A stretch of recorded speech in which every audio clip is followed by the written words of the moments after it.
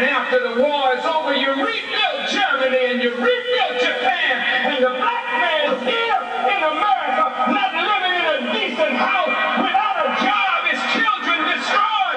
Figure it out.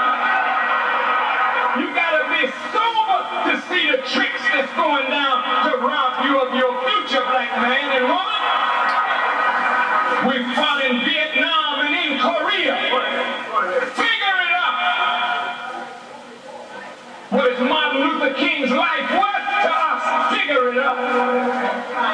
What are our leaders' lives in black organizations destroyed by government policy?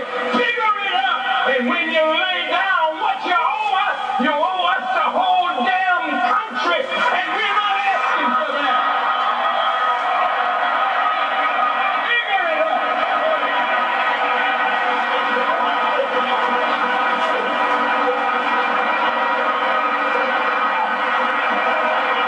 We're not asking for that. All we're asking is for justice.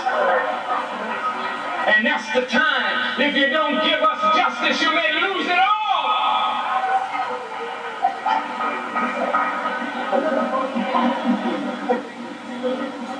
So black students, you get busy.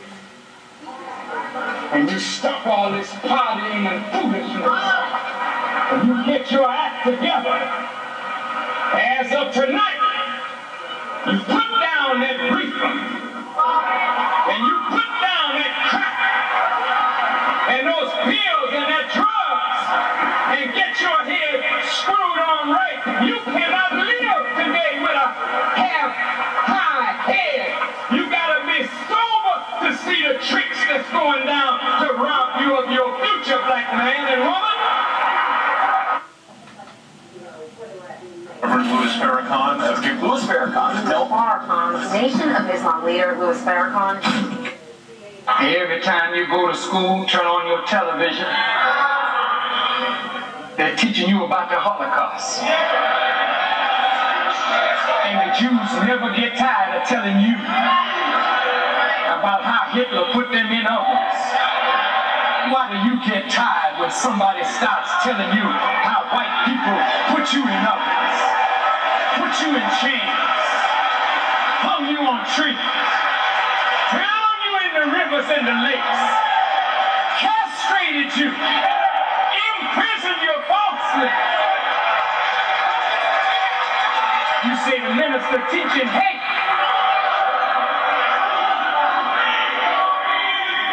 I don't know about you, but I hate what was done to our fathers. And I hate it so bad.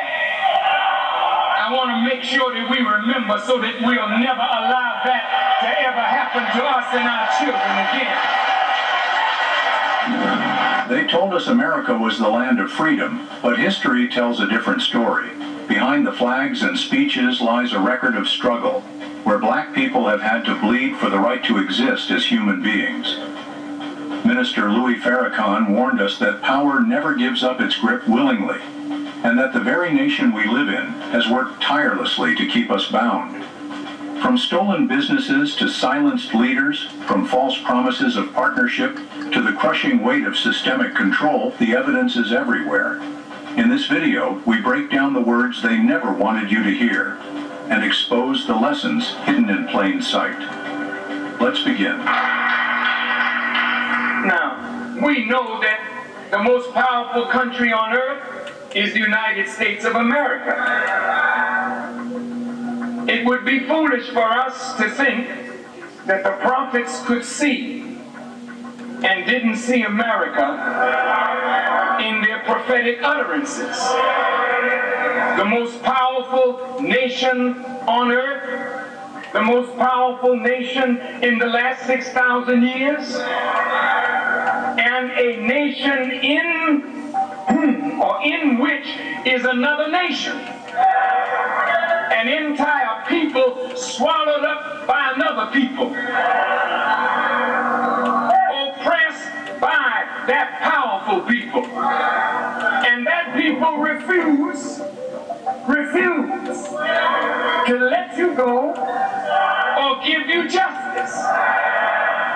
Let's think over that. You have had to fight and bleed and die just to go to the toilet with white people, just to eat at a lunch counter with white people, just to sleep in a hotel or motel with white people. You had to die to have the right to enter a boardroom of corporate America, and you still don't have what you need to be free. Let me show you what I mean.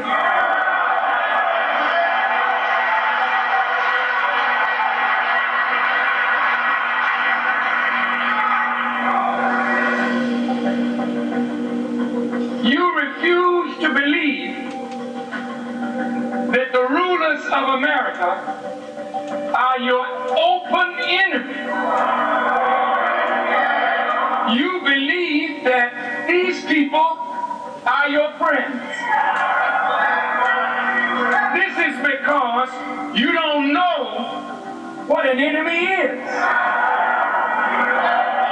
The United States of America calls itself the most powerful nation on earth, and there is truth in that claim. Its military strength extends across the globe. Its corporations shape economies far beyond its borders, and its cultural reach influences billions. Minister Louis Farrakhan has often reminded audiences that it would be naive to imagine such a nation escaped the sight of the prophets who spoke about empires of old. In the last 6,000 years of human history, few nations have risen with such commanding force. Yet within the belly of this empire lies another nation, a people carried here in chains, swallowed up, and oppressed by the very system that exalts itself as a light to the world. That people is Black America.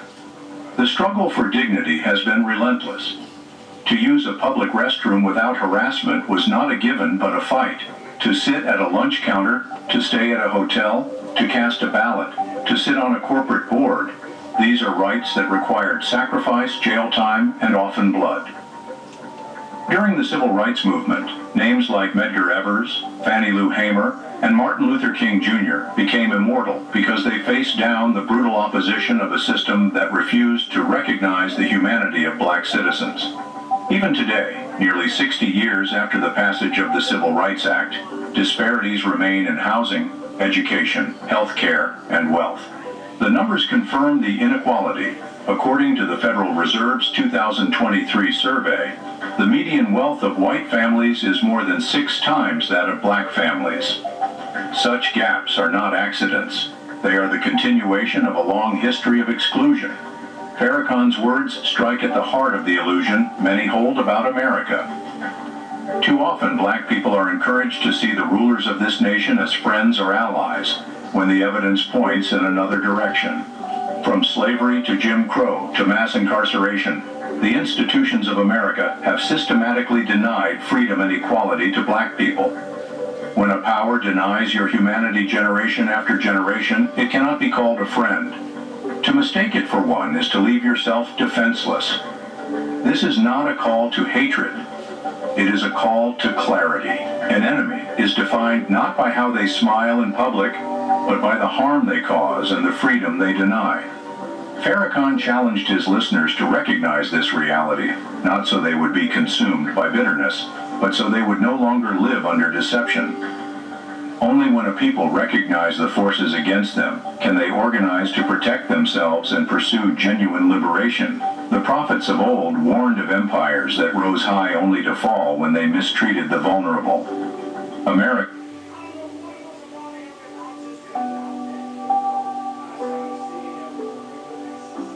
Genesis 25. And again Abraham took a wife, and her name was Keturah. And she bare him Zimran, and Jokshan, and Medan, and Midian, and Ishbak, and Shua. And Jokshan begat Sheba and Dedan. And the sons of Dedan were Ashrim, and Letashim, and Leumim. And the sons of Midian, Ephah, and Epher, and Hanok, and Abidah, and Eldaah. All these were the children of Keturah. And Abraham gave all that he had unto Isaac. But unto the sons of the concubines which Abraham had, Abraham gave gifts, and sent them away from Isaac his son while he yet lived eastward unto the east country. And these are the days of the years of Abraham's life which he lived, 160 years. Then Abraham gave up the ghost, and died in a good old age, an old man, and full of years, and was gathered to his people.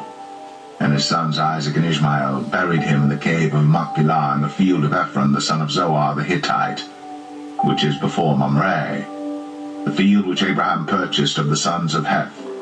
There was Abraham buried, and Sarah his wife. And it came to pass after the death of Abraham that God blessed his son Isaac, and Isaac dwelt by the well, Lahai Roi. Now these are the generations of Ishmael, Abraham's son, whom Hagar the Egyptian, Sarah's handmaid, bare unto Abraham. And these are the names of the sons of Ishmael, by their names according to their generations. The firstborn of Ishmael, Nebajoth, and Kedar, and Abiel, and Mibsam, and Mishma, and Dumah, and Massa, Hadar, and Tema, Jetur, Naphish, and Kedemah. These are the sons of Ishmael, and these are their names by their towns and by their castles, 12 princes according to their nations. And these are the years of the life of Ishmael, 137 years. And he gave up the ghost, and died, and was gathered unto his people. And they dwelt from Havilah unto Shur, that is before Egypt, as thou goest toward Assyria. And he died in the presence of all his brethren. And these are the generations of Isaac, Abraham's son. Abraham begat Isaac. And Isaac was 40 years old when he took Rebekah to wife, the daughter of Bethuel the Syrian of Padan Aram, the sister to Laban the Syrian. And Isaac entreated the Lord for his wife, because she was barren. And the Lord was entreated of him. And Rebekah his wife conceived. And the children struggled together within her. And she said, If it be so, why am I thus? And she went to inquire of the Lord. And the Lord said unto her, 2 nations are in thy womb, and 2 manner of people shall be separated from thy bowels. And the one people shall be stronger than the other people, and the elder shall serve the younger. And when her days to be delivered were fulfilled, behold, there were twins in her womb. And the first came out red, all over, like an hairy garment. And they called his name Esau. And after that came his brother out, and his hand took hold on Esau's heel, and his name was called Jacob. And Isaac was 80 years old when she bare them. The boys grew, and Esau was a cunning hunter, a man of the field, and Jacob was a plain man, dwelling in tents. And Isaac loved Esau because he did eat of his venison. But Rebekah loved Jacob. And Jacob sowed pottage, and Esau came from the field, and he was faint. And Esau said to Jacob, Feed me, I pray thee, with that same red pottage, for I am faint. Therefore was his name called Edom. And Jacob said, Sell me this day thy birthright. And Esau said, Behold, I am at the point to die, and what profit shall this birthright do to me? And Jacob said, Swear to me this day. And he sware unto him, and he sold his birthright unto Jacob. Then Jacob gave Esau bread and pottage of lentils, and he did eat and drink, and rose up, and went his way. Thus Esau despised his birthright.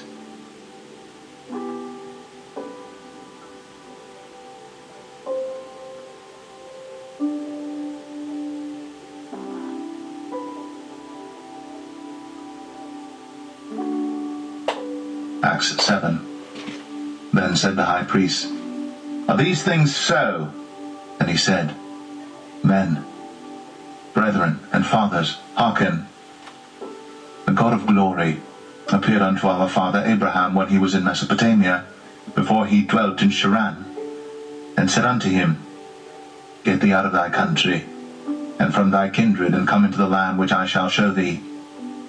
Then came he out of the land of the Chaldeans, and dwelt in Sharan, and from thence, when his father was dead, he removed him into this land, wherein ye now dwell. And he gave him none inheritance in it, no, not so much as to set his foot on. Yet he promised that he would give it to him for a possession, and to his seed after him, when as yet he had no child. And God spake on this wise, that his seed should sojourn in a strange land, and that they should bring them into bondage, and entreat them evil 400 years. And the nation to whom they shall be in bondage will I judge, said God, and after that shall they come forth and serve me in this place. And he gave him the covenant of circumcision. And so Abraham begat Isaac, and circumcised him the 8th day. And Isaac begat Jacob, and Jacob begat the 12 patriarchs. And the patriarchs, moved with envy, sold Joseph into Egypt. But God was with him, and delivered him out of all his afflictions, and gave him favor and wisdom in the sight of Pharaoh king of Egypt. And he made him governor over Egypt and all his house. Now there came a dearth of all the land of Egypt and Canaan, and great affliction, and our fathers found no sustenance. But when Jacob heard that there was corn in Egypt, he sent out our fathers first. And at the second time Joseph was made known to his brethren, and Joseph's kindred was made known unto Pharaoh.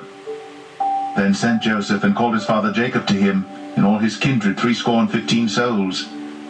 So Jacob went down into Egypt and died, he and our fathers, and were carried over into Shechem, and laid in the sepulchre that Abraham bought for a sum of money of the sons of Emor, the father of Shechem. But when the time of the promise drew nigh, which God had sworn to Abraham, the people grew and multiplied in Egypt, till another king arose, which knew not Joseph. The same dealt subtly with our kindred, and evil entreated our fathers, so that they cast out their young children, to the end they might not live. In which time Moses was born, and was exceeding fair, and nourished up in his father's house 3 months. And when he was cast out, Pharaoh's daughter took him up, and nourished him for her own son. And Moses was learned in all the wisdom of the Egyptians, and was mighty in words and in deeds. And when he was full 40 years old, it came into his heart to visit his brethren, the children of Israel. And seeing one of them suffer wrong, he defended him and avenged him that was oppressed, and smote the Egyptian. For he supposed his brethren would have understood how that God by his hand would deliver them, but they understood not. And the next day he showed himself unto them as they strove, and would have set them at one again, saying, Sirs, ye are brethren, why do ye wrong one to another? But he that did his neighbor wrong thrust him away, saying, Who made thee a ruler and judge over us? Wilt thou kill me as thou didst the Egyptian yesterday?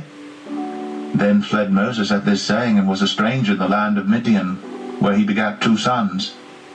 And when 40 years were expired, there appeared to him in the wilderness of Mount Sinai an angel of the Lord in a flame of fire in a bush. When Moses saw it, he wondered at the sight. And as he drew near to behold it, the voice of the Lord came unto him, saying, I am the God of thy fathers, the God of Abraham, and the God of Isaac, and the God of Jacob. Then Moses trembled, and durst not behold. Then said the Lord to him, Put off thy shoes from thy feet, for the place where thou standest is holy ground. I have seen the affliction of my people which is in Egypt, and I have heard their groaning, and am come down to deliver them. And now come, I will send thee into Egypt. This Moses whom they refused, saying, Who made thee a ruler and a judge? The same did God send to be a ruler and a deliverer by the hand of the angel which appeared to him in the bush. He brought them out after that he had shown wonders and signs in the land of Egypt, and in the Red Sea, and in the wilderness 40 years. This is that Moses which said unto the children of Israel, A prophet shall the Lord your God raise up unto you of your brethren like unto me. Him shall ye hear. This is he that was in the church in the wilderness with the angel which spake to him in the Mount Sinai, and with our fathers, who received the lively oracles to give unto us, to whom our fathers would not obey, but thrust him from them, and in their hearts turned back again into Egypt, saying unto Aaron, Make us gods to go before us. For as for this Moses, which brought us out of the land of Egypt, we wot not what is become of him. And they made a calf in those days, and offered sacrifice unto the idol, and rejoiced in the works of their own hands. Then God turned, and gave them up to worship the host of heaven, as it is written in the book of the prophets, O ye house of Israel, have ye offered to me slain beasts and sacrifices by the space of 40 years in the wilderness? Yea, ye took up the tabernacle of Moloch, and the star of your god Remphan, figures which ye made to worship them. And I will carry you away beyond Babylon. Our fathers had the tabernacle of witness in the wilderness, as he had appointed, speaking unto Moses, that he should make it according to the fashion that he had seen, which also our fathers that came after brought in with Jesus into the possession of the Gentiles, whom God drave out before the face of our fathers unto the days of David, who found favor before God, and desired to find a tabernacle for the God of Jacob. But Solomon built him an house. Howbeit, the Most High dwelleth not in temples made with hands, as saith the prophet, Heaven is my throne, and earth is my footstool. What house will ye build me, saith the Lord? Or what is the place of my rest?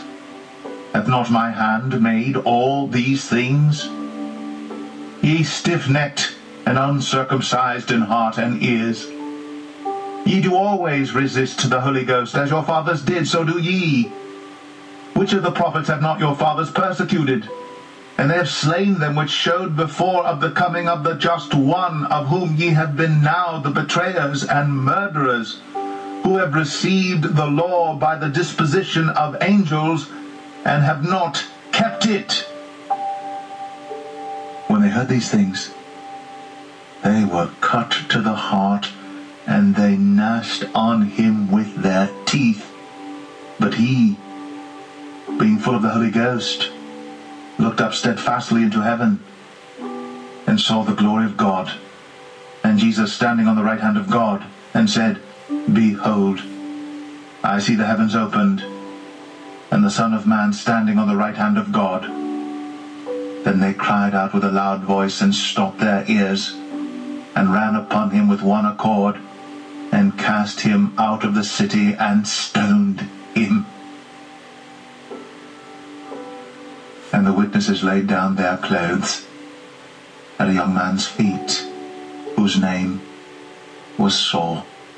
And they stoned Stephen, calling upon God, and saying, Lord Jesus, receive my spirit.